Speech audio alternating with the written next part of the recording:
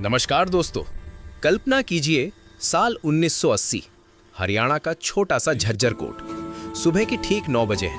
पुरानी लकड़ी की बेंचें, हल्की सी चाय की महक, कागजों की सरसराहट और वो गंभीर डरावना सा कोट वाला माहौल। अचानक दरवाजा खुलता है। एक साहब अंदर दाखिल होते हैं। सफेद दाढ़ी, चश्मा, काला कोट, हाथ में फाइल।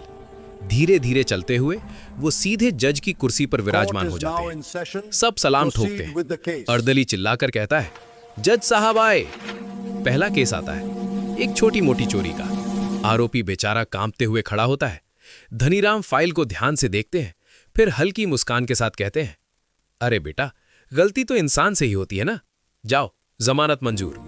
कोर्ट में सन्नाटा, फिर अचानक तालियां। वकील एक दूसरे को देखते हैं, वाह भाई, नया जज तो बड़ा दयालु निकला। अगला केस, फिर अगला। छोटे मोटे झगड़े, फ्रॉड, चोरी चकारी, हर बार एक ही जवाब, जमानत।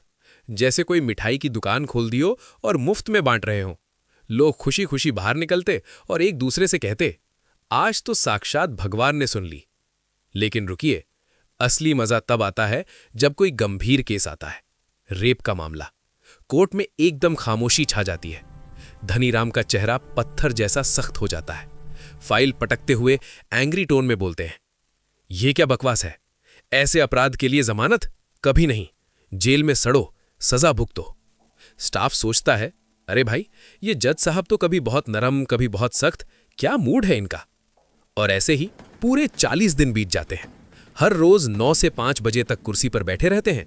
कुल 2470 लोगों को जमानत मिल जाती है। सब कुछ इतना परफेक्ट कि किसी को रत्ती भर शक भी नहीं होता। फिर 41वें दिन कोर्ट खाली। जज साहब नहीं आए। अगले दिन भी नहीं। तीसरे दिन हंगामा मच गया और जब सच सामने आया तो सबके होश उड़ गए। वो कोई जज वज नहीं थे, वो थे धनीराम मित्तल, भारत का सबसे चालाक कार चोर, ठग और जालसाज, जिसने पूरे 40 दिन कोर्ट को अपनी जेब में रख लिया था। दोस्तों, ये कोई फिल्मी कहानी नहीं है, ये हकीकत है। और आज हम इसी कहानी को चैप्टर बाय चैप्टर सुनाने जा रहे हैं। तैयार हैं? तो चलिए शुरू करते हैं। चैप्टर 1। 1939, भिवानी, हरियाणा। एक साधारण घर में जन्म हुआ धनीराम का। पढ़ाई में बहुत तेज, रोहतक कॉलेज से ग्रेजुएशन, लेकिन नौकरी जैसे किस्मत ने ठेंगा दिखा दिया हो। 1964 तक दर दर भटकता रहा।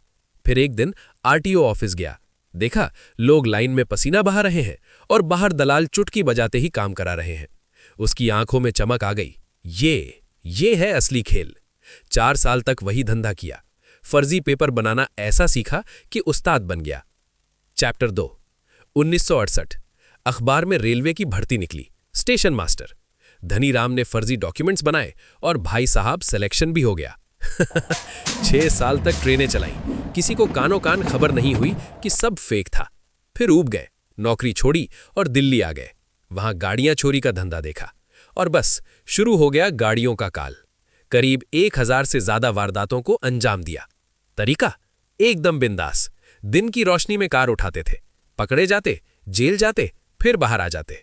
बार बार कोर्ट जाने से कानून की ऐसी समझ हुई कि धनीराम ने सोचा, वकील ही क्यों ना बन जाऊं। जयपुर गए, एलएलबी की और असली वकील बन गए। हैंडराइटिंग कोर्स भी कर लिया ताकि फर्जी सिग्नेचर एकदम असली लगे। अब गाड़ी चुराते, पकड़े जाते और अपनी पैरवी खुद करते। पुलिस के तर्क ऐसे उधेड़ थे कि जज भी हैरान रह जाते। कुल 95 बार अरेस्ट हुए, जो अपने आप में एक रिकॉर्ड है। एक बार का किस्सा तो बड़ा गजब है। धनीराम को पेश किया गया तो पुराने जज साहब उन्हें पहचानते थे। वो तंग आकर चिल्लाए, तुम फिर आ गए, निकलो मेरे कोर्ट से। धनीराम तुरंत बाहर निकले और पुलिस वालों से बोले, सुनो, जज साहब ने रिहा कर दिया है, बोले कि निकलो यहां से। पुलिस ने बात मान ली और वो रफू चक्कर हो गए। थोड़ी देर बाद जब अंदर जज साहब ने नाम पुकारा तो स्टाफ बोला, साहब वो तो गया, आपने ही तो उसे जाने को कहा था। जब जज साहब को अपनी बात का लोचा समझ आया तो वो गुस्सा होने के बजाय उसकी चतुराई पर हंसने लगे। चैप्टर 4। 1980, अखबार में खबर आई, झज्जर के जज पर करप्शन की जांच हो रही है। धनीराम का शातिर दिमाग चला। उन्होंने फर्जी लेटर टाइप किए। पहला लेटर जज को 2 महीने की छुट्टी पर भेज दिया।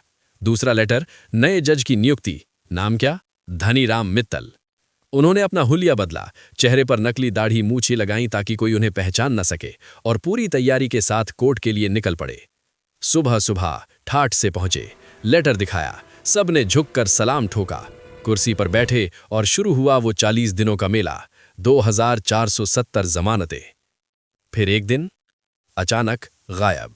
जब तक पुलिस समझ पाती, धनीराम तो इतिहास रच चुके थे।